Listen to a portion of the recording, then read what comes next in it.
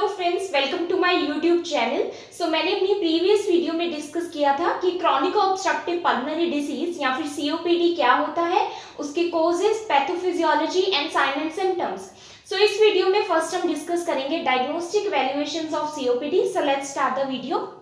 Diagnostic evaluations of chronic obstructive pulmonary disease या फिर disorder COPD. COPD को हम कैसे डायग्नोज कर सकते हैं, डॉक्टर क्या क्या टेस्ट परफॉर्म करेंगे टू डायग्नोज सीओपीडी। फर्स्ट आता है मेडिकल हिस्ट्री। कोई भी डिसीज हो, चाहे वो सीओपीडी हो या any other disease condition, first step हमेशा रहता है पेशेंट की मेडिकल हिस्ट्री लेना। उसमें पेशेंट से पूछा जाता है कि आपको क्या क्या सिम्टम्स कुछ दिनों से आ रहे हैं। वो अपने सिम्टम्स को एक्सप्लेन करेगा। लाइक सीओपीडी से रिलेटेड उसके सिम्टम्स हो सकते हैं कि उसको कफ हो रही है काफ़ी टाइम से विद फ्लैम, उसको म्यूकस आ रहा है थिक कफ के साथ, और उसको वीजिंग साउंड हो रही है या फिर डिफिकल्टी इन ब्रीदिंग हो रही है, चेस्ट टाइटनेस हो रही है। जो भी सिम्टम्स सीओपीडी से रिलेटेड है वो एक्सप्लेन करेगा। ये एक सब्जेक्टिव डाटा होता है जिसमें सब्जेक्ट या फिर जिसको पेशेंट कहते हैं वो अपना डाटा बताता है। सब्जेक्टिव डाटा में या फिर मेडिकल हिस्ट्री में फर्स्ट उसके साइन एंड सिम्टम्स पूछे जाएंगे, देन उसकी फैमिली हिस्ट्री पूछी जाएगी कि उसकी फैमिली हिस्ट्री में या फिर कोई फैमिली में तो उसको डिसीज कंडीशन नहीं है किसी को, सीओपीडी या फिर any other respiratory disease condition. और उससे ये भी पूछा जा सकता है कि आपको कोई और इलनेस तो नहीं है, मेडिकल इलनेस, कोई डेबिलिटेटिंग इलनेस तो नहीं है, हार्ट प्रॉब्लम तो नहीं है, या फिर आपको एस्मा तो नहीं है। ये कंडीशंस हम मेडिकल हिस्ट्री में पूछते हैं। देन उसके बाद होता है फिजिकल एग्जामिनेशन। फिजिकल एग्जामिनेशन एक ऑब्जेक्टिव डाटा होता है। इसमें डॉक्टर ऑब्जर्व करता है पेशेंट को क्या क्या साइन एंड सिम्टम्स हो सकते हैं या फिर उसको क्या दिखाई दे रहा है पेशेंट में। Physical examination is perform by the doctor. Doctor इसमें ऑब्जर्व करेगा, इसमें जो लंग्स की साउंड है वो ऑस्किलेट करेगा यूजिंग स्टेथोस्कोप, लंग्स में कोई एबनॉर्मल साउंड तो नहीं आ रही, एंड पूरे जो full head to toe physical examination होता है वो परफॉर्म करेगा साइंस देखने के लिए कि कोई अदर साइन तो नहीं दिख रहा, फीवर तो नहीं है, या फिर और भी कुछ साइंस जो डॉक्टर ऑब्जर्व कर सकता है वो आता है फिजिकल एग्जामिनेशन में। देन हमारा आता है चेस्ट एक्सरे एंड उसके बाद आता है हमारा सीटी स्कैन या फिर कंप्यूटराइज्ड टोमोग्राफी। चेस्ट एक्सरे और सीटी स्कैन दोनों क्या है, इमेजिंग टेस्ट है। इसमें हम इमेज देखने के लिए, जो हमारे इंटरनल ऑर्गन्स हैं उसकी इमेज देखने के लिए हम ये परफॉर्म करते हैं। सीओपीडी में क्या होगा कि हम लंग्स को इमेज देखेंगे कि लंग्स में कोई एबनॉर्मल साइन तो नहीं है। जैसे कि मोस्ट कॉमनली जो सीओपीडी में हो जाता है कि वो लंग का जो एंटीरियर पोस्टीरियर डायमीटर है वो एनलार्ज हो जाता है। क्यों? Because of alveolar enlargement. उसमें हम देखेंगे चेस्ट एक्सरे में। चेस्ट एक्सरे में अगर दिखाई दे जाता है that is well and good. अगर सीटी स्कैन हम करते हैं सीटी स्कैन से क्या बेनिफिट होगा कि और ज़्यादा क्लियर इमेज देखने को मिलेगी। चेस्ट एक्सरे और सीटी स्कैन परफॉर्म करेंगे लंग की इमेज देखने को। एंड इसका एक और बेनिफिट ये भी है कि हमें हार्ट की भी इमेज दिखेगी क्योंकि वो भी चेस्ट रीजन में ही प्रेजेंट है। अगर हार्ट में कोई एबनॉर्मेलिटी है या फिर हार्ट के सीओपीडी की वजह से हार्ट में कोई एबनॉर्मेलिटी आई है वो भी पता लग जाता है चेस्ट एक्सरे या फिर सीटी स्कैन के थ्रू। देन हमारा आता है लंग फंक्शन टेस्ट, जिसको पीएफटी या फिर पल्मोनरी फंक्शन टेस्ट भी कहते हैं। लंग फंक्शन टेस्ट में हम क्या देखते हैं कि पर्सन मैक्सिमम कितनी इनहेल कर सकता है एयर को एंड कितनी एक्सहेल कर सकता है, एंड ये कितना फास्ट कर सकता है, कितना फास्ट वो ब्रीद इन कर सकता है, कितना फास्ट वो ब्रीद आउट कर सकता है। इसमें हम लंग फंक्शन टेस्ट में ये देखते हैं कि लंग्स कितना अच्छा परफॉर्म कर रहे हैं। इसमें दो टेस्ट आते हैं, स्पायरोमेट्री और लंग वॉल्यूम्स। स्पायरोमेट्री और लंग वॉल्यूम्स के थ्रू हम लंग फंक्शन टेस्ट परफॉर्म कर सकते हैं और पेशेंट के जो लंग्स है उसकी कंडीशन को देख सकते हैं कि वो कितना अच्छा परफॉर्म कर रहे हैं। Now one more thing here कि लंग फंक्शन टेस्ट जो है ये हम सीओपीडी, जो भी क्रॉनिक ऑब्स्ट्रक्टिव डिसीजेज होती है मेनली लंग्स की ऑब्स्ट्रक्टिव डिसीज जैसे कि एस्मा या फिर सीओपीडी, उनमें मेनली परफॉर्म करते हैं लंग फंक्शन टेस्ट। देन हमारा आता है एबीजी एनालिसिस। एबीजी एनालिसिस क्या है? Arterial blood gas analysis. इसमें क्या करते हैं, हम आर्टरी से ब्लड लेते हैं और उस ब्लड में हम देखते हैं कि ऑक्सीजन का लेवल कितना है, कार्बन डाइऑक्साइड का लेवल कितना है, या फिर ब्लड का पीएच क्या है। ब्लड का पीएच नॉर्मली 7.35 टू 7.45 रेंज करता है, और इसमें हम ऑक्सीजन का लेवल देखते हैं। Partial pressure of oxygen in arterial blood कितना होता है, 75 to 100 mg, and carbon dioxide का कितना होता है 35 to 45 mmHg। सो इस एवरेज रेंज से अगर कुछ वेरी होता है या फिर डिफरेंट होता है ये लेवल्स, सो इट मीन्स कि कोई एबनॉर्मेलिटी है या फिर हम ऑक्सीजन प्रॉपर नहीं ले पा रहे हैं, लंग्स में कोई ऑब्स्ट्रक्शन है और ऑक्सीजन हमारे सेल्स तक नहीं पहुंच पा रही है, या फिर कार्बन डाइऑक्साइड भी हम एक्सहेल नहीं कर पा रहे हैं अच्छे से, ऑब्स्ट्रक्शन हो रही है। देन है पल्स ऑक्सीमेट्री। पल्स ऑक्सीमेट्री क्या होता है, ये एक प्रॉब होता है, नॉन इन्वेजिव प्रोसीजर होता है। इस प्रॉब को हम अपनी फिंगर टिप पर अटैच कर लेते हैं। फिंगर टिप पर अटैच कर ये क्या करता है, जो हमारा ऑक्सीजन सेचुरेशन लेवल है ब्लड में वो बता देता है, पल्स ऑक्सीमेट्री। देन हमारा होता है alpha 1 antitrypsin level, AAT level, alpha 1 antitrypsin level. इसमें क्या होता है, अल्फा 1 एंटीट्रिप्सिन एक प्रोटीन होता है जो कि हमारी लीवर से प्रोड्यूस होता है। इस प्रोटीन का क्या काम होता है कि ये जो लंग्स में इन्फ्लामेशन है उसको प्रोटेक्ट करता है। अगर इसकी डेफिशिएंसी है तो इट मीन्स कि COPD के चांसेस इंक्रीज हो जाते हैं। नाउ इसका जो नॉर्मल लेवल है वो कितना होता है 75 to 150 mg/dl ब्लड में, एंड अगर इससे वेरी करता है सो रिस्क है कि COPD डेवलप हो सकती है। ऑल्सो मैंने बताया था कि जो अल्फा 1 एंटीट्रिप्सिन लेवल है ये जेनेटिक होता है, हमारी फैमिली से अगर किसी को डेफिशिएंसी है तो आगे ट्रांसफर हो सकता है family to family. Now management of COPD, chronic obstructive pulmonary disease. So इस डिसीज को हम कैसे ट्रीट कर सकते हैं, सो सबसे पहले हम पढ़ेंगे फार्माकोलॉजिकल ट्रीटमेंट। सो फार्माकोलॉजिकल ट्रीटमेंट में हम मेडिसिन का यूज करके COPD को ट्रीट करते हैं, but one thing that COPD is irreversible disease. Irreversible का मतलब है कि ये जिस स्टेज पर पहुंच गया है, सपोज ये मॉडरेट या सीवियर स्टेज पर है, सो लंग्स में जितना भी डिस्ट्रक्शन हुआ है वो दोबारा से बिल्कुल नॉर्मल नहीं होगा, सो इसलिए इरिवर्सिबल डिसीज कंडीशन है। सो ये जो ट्रीटमेंट है ये कंडीशन को बिल्कुल नॉर्मल नहीं कर सकते, लेकिन सिम्टम्स को एलिविएट कर सकते हैं, सिम्टम्स को ट्रीट कर सकते हैं, एंड पर्सन की जो क्वालिटी ऑफ लाइफ है उसको इम्प्रूव कर सकते हैं, ताकि जो वो अपनी डेली लाइफ एक्टिविटीज को परफॉर्म कर सके। सो फर्स्ट हम पढ़ते हैं nicotine replacement therapy. So first जो ट्रीटमेंट करेंगे वो निकोटीन रिप्लेसमेंट थेरेपी है, क्योंकि हमने पढ़ा है कि जो मेन कोज है COPD का वो क्या हो सकता है, स्मोकिंग।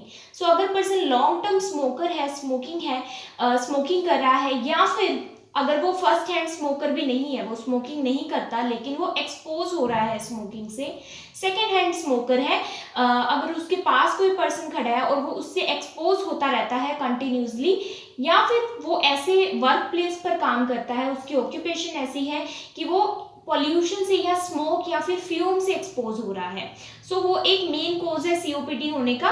ये हम मेडिकल हिस्ट्री में भी पूछ सकते हैं पर्सन से कि आपको लॉन्ग टर्म एक्सपोजर तो नहीं है स्मोक से। सो फर्स्ट क्या है, मेन कोज स्मोकिंग। सो स्मोकिंग को क्विट करवाने के लिए, क्योंकि स्मोकिंग में जो मेन इंग्रेडिएंट होता है जिससे एडिक्शन होती है वो क्या है, निकोटीन। सो निकोटीन जब पर्सन छोड़ता है, जब पर्सन स्मोकिंग क्विट करता है तो निकोटीन के विड्रॉल सिम्टम्स आते हैं, जैसे कि उसको नींद ना आना, चिड़चिड़ापन, अग्रेसिवनेस और ड्रॉजीनेस हो सकता है, इरिटेबिलिटी हो सकता है, कंफ्यूजन या फिर कंसंट्रेशन नहीं होती किसी चीज़ पर। सो ये सिम्टम्स विड्रॉल सिम्टम्स होते हैं जो कि निकोटीन क्विट करने या फिर स्मोकिंग क्विट करने पर आते हैं। सो उस वजह से ये विड्रॉल सिम्टम्स की वजह से पर्सन स्मोकिंग क्विट नहीं कर पाता। इसको हेल्प करने के लिए हम निकोटीन रिप्लेसमेंट थेरेपी देते हैं, जिसमें स्मॉल अमाउंट ऑफ निकोटीन होता है ताकि पर्सन को विड्रॉल सिम्टम्स ना आए, वो विड्रॉल सिम्टम्स उस पर ज़्यादा हावी ना हो। तो निकोटीन रिप्लेसमेंट थेरेपी में हम गम्स भी दे सकते हैं, निकोटीन गम्स, या फिर हम निकोटीन पैचेस, ट्रांसडर्मल पैचेस भी यूज़ करते हैं। सो निकोटीन रिप्लेसमेंट थेरेपी जो कि वॉलंटियर हैं, जो कि अपनी स्मोकिंग को क्विट करना चाहते हैं खुद से, वो ये यूज़ कर सकते हैं। देन आता है ब्रोंकोडायलेटर्स। सो ब्रोंकोडायलेटर्स क्यों ज़रूरी हैं, क्योंकि COPD में क्या होता है, म्यूकस एक्सेसिव एक्यूमुलेट हो रहा है, इन्फ्लामेशन बहुत ज़्यादा हो रही है, नैरोइंग हो रही है एयरवेज की, इन्फ्लामेशन की वजह से भी। सो उस नैरोइंग को एलिविएट करने के लिए, ब्रोंक्यूल्स को डायलेट करने के लिए, या फिर हम कह सकते हैं कि एयरवेज को डायलेट करने के लिए, ताकि एयर जो है ईजिली पास हो, हमारे एयरवेज से कोई ऑब्स्ट्रक्शन ना हो, सो उसके लिए हम ब्रोंकोडायलेटर्स प्रिस्क्राइब करते हैं। ब्रोंकोडायलेटर्स में फर्स्ट आता है beta 2 agonist. So beta 2 agonist क्या है, ये शॉर्ट टर्म भी होते हैं, लॉन्ग टर्म भी होते हैं। इनका इफेक्ट क्या है कि ये ब्रोंक्यूल्स को डायलेट करती है। सो बीटा 2 एगोनिस्ट हम एस्मा में भी प्रिस्क्राइब करते हैं एंड सीओपीडी में भी प्रिस्क्राइब करते हैं। इनके एग्जांपल्स है फॉर्मेट्रोल, एल्ब्यूट्रोल या फिर साल्मेट्रोल, एंड कई बार हम एपिनेफ्रिन भी देते हैं। देन है एंटीकोलिनर्जिक्स। एंटीकोलिनर्जिक्स ज़्यादा इफेक्टिव ब्रोंकोडाइलेटर्स हैं, क्विकली ब्रोंक्यूल्स को डायलेट करती हैं। सो एंटीकोलिनर्जिक्स में आता है इप्राट्रोपियम ब्रोमाइड, जो कि सीओपीडी में प्रिस्क्राइब किया जाता है। देन आता है थियोफाइलिन। थियोफाइलिन एक ब्रोंकोडाइलेटर भी है एंड ये एंटी इंफ्लामेटरी भी है। ब्रोंक्यूल्स को डायलेट करने के साथ साथ ये इन्फ्लामेशन को भी रिड्यूस करता है। देन हमारा आता है एंटी इंफ्लामेटरी एजेंट्स। हमने पढ़ा है कि सीओपीडी में क्या होता है, इन्फ्लामेशन हो जाती है एयरवेज में, उस इन्फ्लामेशन को रिड्यूस करने के लिए ताकि लंग्स अच्छे से फंक्शन कर सके हम एंटी इंफ्लामेटरी एजेंट्स देते हैं। सो एंटी इंफ्लामेटरी एजेंट्स में हमारे कॉर्टिकोस्टेरॉइड्स आते हैं, बट अगर हम इनका लॉन्ग टर्म यूज करते हैं तो उसके बहुत साइड इफेक्ट्स हो सकते हैं। सो इसका एग्जाम्पल है फ्लूटिकाजोन या फिर ब्यूटेसोनाइट, और भी कई ड्रग्स हैं जो कि एंटी इंफ्लामेटरी एजेंट्स हैं। देन आता है हमारा म्यूकोलिटिक्स। सो म्यूकोलिटिक्स का क्या मतलब है, जो म्यूकस को ब्रेक करते हैं। सो म्यूकस को ब्रेक करना क्यों जरूरी है यहाँ पर, क्योंकि सीओपीडी में म्यूकस एक्सेसिवली एक्यूमुलेट हो रहा है, जिससे ऑब्स्ट्रक्शन हो रही है, एयर इजली पास नहीं हो पा रही है एयरवेज में। सो म्यूकस को थिन करता है म्यूकोलिटिक्स, म्यूकस को ब्रेक करता है, जिससे कि म्यूकस इजली एक्सपेल हो जाता है कफ के थ्रू या फिर और कोई कफिंग एक्सरसाइजेस के थ्रू या फिर कपिंग एक्सरसाइजेस के थ्रू म्यूकस इजली एक्सपेल हो जाता है, लंग से इजली बाहर आ जाता है। सो म्यूकोलिटिक्स भी एक इम्पॉर्टेंट हमें देना है सिम्टम्स को एलिवेट करने के लिए। ये है ग्वाइफेंसिन एंड एन-एसिटाइलसिस्टीन। ग्वाइफेंसिन हम ऑरली ले सकते हैं, एन-एसिटाइलसिस्टीन हम नेबुलाइजर के थ्रू लेते हैं। देन हमारा आता है एंटीबायोटिक्स। एंटीबायोटिक्स क्यों जरूरी है सीओपीडी में, क्योंकि म्यूकस एक्सेसिवली एक्यूमुलेट हो रहा है, लंग्स ऑलरेडी वीक हैं, सो जो इन्फेक्शन है वो ईजिली वहाँ जाकर डिसीज कोज कर सकते हैं। सो इन्फेक्शन को या फिर माइक्रो ऑर्गेनिज्म को एक अपॉर्चुनिटी मिल जाती है, म्यूकस है वहाँ पर, एक अच्छा एनवायरनमेंट है इन्फेक्शन कोज करने के लिए, सो इसलिए हम एंटीबायोटिक्स प्रिस्क्राइब करते हैं। सो जो फर्स्ट लाइन एंटीबायोटिक हम देते हैं वो है एमोक्सिसिलिन सीओपीडी में। देन हमारा आता है alpha 1 antitrypsin deficiency treatment. So alpha 1 antitrypsin क्या है, प्रोटीन है जो कि लंग्स की इन्फ्लामेशन को प्रोटेक्ट करता है, सो वो प्रिवेंट करता है, लेकिन इसकी डेफिशिएंसी हो जाए तो हमने इसको रिप्लेस करना है, हमने आर्टिफिशियली या फिर बाहर से हमने एएटी या फिर अल्फा 1 एंटीट्रिप्सिन एडमिनिस्टर करना है उस डेफिशिएंसी को फुलफिल करने के लिए या ओवरकम करने के लिए। सो इसमें हम रिप्लेसमेंट थेरेपी देंगे, एएटी रिप्लेसमेंट थेरेपी। देन आता है वैक्सीनेशन। वैक्सीनेशन हम इसलिए देंगे क्योंकि इन्फेक्शंस को अपॉर्चुनिटी मिल गई है म्यूकस या फिर वीक लंग्स या फिर इन्फ्लामेटरी लंग्स पर इन्फेक्शन करने के लिए, माइक्रो ऑर्गेनिजम्स को अपॉर्चुनिटी मिल गई है। सो उसके लिए हम सबसे जो फर्स्ट वैक्सीनेशन है वो है इन्फ्लुएंजा वैक्सीन। फ्लू को प्रिवेंट करने के लिए देंगे क्योंकि फ्लू कॉमनली हो सकता है, सो उसको प्रिवेंट करने के लिए हम इन्फ्लुएंजा वैक्सीन देंगे। और अगर इन्फ्लुएंजा या फिर फ्लू हो जाता है तो सिम्टम्स बहुत ज़्यादा सीवियर हो जाते हैं सीओपीडी में।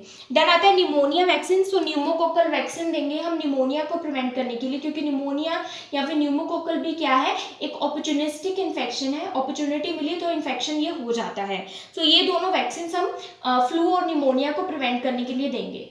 Now non pharmacological treatment. So non pharmacological treatment में हम मेडिसिन का यूज़ नहीं करते, अदर ट्रीटमेंट ऑप्शंस का यूज़ करते हैं। सो इसमें फर्स्ट आता है हमारा नेबुलाइजेशन। सो नेबुलाइजेशन या फिर नेबुलाइजर हम इसलिए यूज़ करते हैं क्योंकि जो मेडिसिन हम ओरली नहीं ले सकते, इनहेल करते हैं, जैसे कि ब्रोंकोडाइलेटर्स जो कि इनहेल्ड ब्रोंकोडाइलेटर्स होते हैं, जो कि डायरेक्टली हमारे लंग्स पर एक्ट करते हैं और ब्रोंक्यूल्स को डायलेट करते हैं। सो वो ब्रोंकोडाइलेटर्स हम नेबुलाइजेशन के थ्रू लेते हैं। देन है हमारा ऑक्सीजन थेरेपी।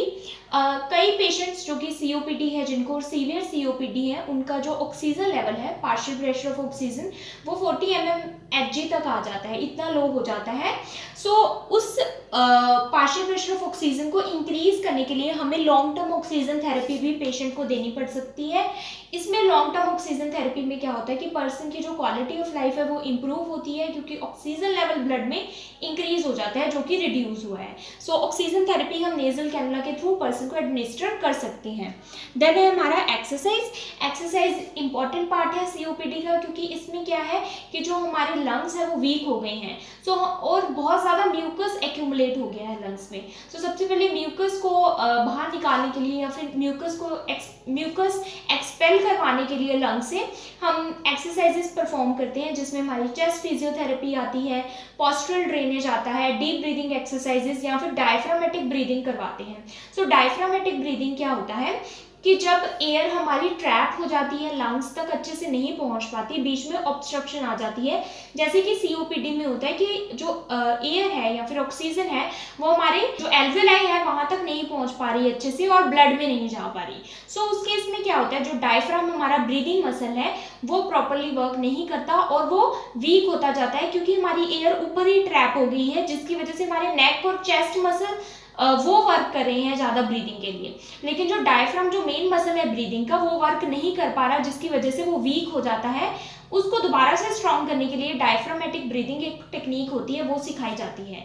सो एक्सरसाइज भी इंपॉर्टेंट स्टेप है या फिर इंपॉर्टेंट ट्रीटमेंट है, नॉन फार्माकोलॉजिकल ट्रीटमेंट सीओपीडी को ट्रीट करने के लिए, ताकि जो उसकी डेली एक्टिविटीज़ की लाइफ है वो इम्प्रूव हो सके और वो ज़्यादा एक्टिव हो सके, जो कि वो फटीग हो गया था। देन है हमारी पल्मनरी रिहेबिलिटेशन। पल्मनरी रिहेबिलिटेशन एक प्रोग्राम है, ये पल्मनरी रिहेबिलिटेशन सीओपीडी के लिए एक प्रोग्राम है। इसमें पूरी जो मेडिकल टीम है, जैसे कि doctors, nurses, physiotherapist, exercise technicians या फिर जो डाइटिशियंस हैं, ये सब मिलकर क्या करते हैं, एक्सरसाइज थेरेपिस्ट, डाइटिशियन, ये सब मिलकर क्या करते हैं कि पेशेंट को टीच करते हैं, एजुकेशन देते हैं रिगार्डिंग सीओपीडी या फिर लंग डिसीजेस क्या होती हैं, इनकी मेडिकेशंस कैसे लेनी है, ब्रोंकोडायलेटर्स या फिर इनहेलर्स, नेबुलाइजर्स ये क्या होते हैं, ब्रीदिंग टेक्निक्स क्या होती हैं, आप निकोटीन कैसे छोड़ सकते हैं। सो ये सब टेक्निक्स पल्मनरी रिहेबिलिटेशन में सिखाई जाती हैं। आप अपनी क्वालिटी ऑफ लाइफ को कैसे इंप्रूव कर सकते हैं, बेसिकली विद सीओपीडी पेशेंट्स, ये सिखाया जाता है। देन हमारे सर्जरी के ऑप्शंस हैं, क्योंकि कई बार क्या होता है सीओपीडी इतना सीवियर हो जाता है कि ये सब ट्रीटमेंट उस पर ज़्यादा इफेक्ट नहीं करते, तो तब हम सर्जरी को ऑप्ट करते हैं। इसमें फर्स्ट आता है हमारा बुलेक्टमी। बुलेक्टमी क्या होता है, सीओपीडी में क्या होता है कि जो एल्वेलाई हैं वो एल्वेलाई क्या होती है, उनकी वॉल्स डैमेज हो जाती हैं, जिसकी वजह से ये एल्वेलाई क्या हो जाता है, इंक्रीज, इनका साइज क्या हो जाता है, बहुत बड़ा हो जाता है। सो ये एल्वेलाई या फिर एयर सैक्स बहुत बड़े हो जाते हैं, लार्ज हो जाते हैं, जिनको कहते हैं बुले। सो इन बुले को, ये बुले क्या करते हैं, जो ब्रीदिंग है हमारी नॉर्मल ब्रीदिंग उसमें इंटरफेयर करते हैं, इसलिए इस बुले को रिमूव कर दिया जाता है। जो बहुत ज़्यादा लार्ज स्पेसेस बन गए हैं हमारे लंग्स में, सो वो एक या दो जितने भी बने तो उनको रिमूव कर दिया जाता है। सो उसको रिमूव करने से क्या होता है, ब्रीदिंग ईजियर हो जाती है और ऑब्स्ट्रक्शन कम हो जाती है, जिसको कहते हैं बुलेक्टमी। देन हमारा आता है lung volume reduction surgery. So name से क्लियर है, लंग का वॉल्यूम रिड्यूस किया जाता है लंग वॉल्यूम रिडक्शन सर्जरी में। लंग का वॉल्यूम कैसे रिड्यूस किया जाता है, जो लंग का टिश्यू डैमेज हो चुका है, जो कि पार्ट नहीं कर रहा ब्रीदिंग में, उसको रिमूव कर दिया जाता है, ताकि जो हेल्थी टिश्यू है उसको ज़्यादा स्पेस मिल सके, डायफ्राम अच्छे से वर्क कर सके ब्रीदिंग में। सो इसमें lung volume reduction surgery perform की जाती है। देन हमारा लंग ट्रांसप्लांट। अब लंग ट्रांसप्लांट में क्या होता है, कुछ पर्सन्स के बहुत ज़्यादा सीवियर हो जाता है सीओपीडी, कि उनके जो एक लंग है दोनों में से जिसको सीओपीडी ने इफेक्ट किया है वो डैमेज हो जाता है। सो लंग ट्रांसप्लांट में कोई एक लंग ट्रांसप्लांट कर सकते हैं, लेकिन इसका ड्रॉबैक ये है, जो डोनर लंग है वो एकदम से नहीं मिलता, बहुत टाइम वेट करना पड़ता है डोनर लंग के लिए। ऑल्सो लंग ट्रांसप्लांट, अगर किसी पर्सन ने लंग ट्रांसप्लांट करवाया है, सो जो उसकी नॉर्मल लाइफ, जो लॉन्ग लाइफ थी, उसकी ड्यूरेशन थोड़ी कम हो जाती है। अदरवाइज लंग ट्रांसप्लांट जो सीवियर सीओपीडी पेशेंट्स हैं उनमें ये इफेक्टिव है, उनकी जो क्वालिटी ऑफ लाइफ है उसको इम्प्रूव करता है। Stay tuned for further videos of medical surgical nursing, and if you understood this video, please like, subscribe and share my channel. Also do support women empowerment. Thank you for watching.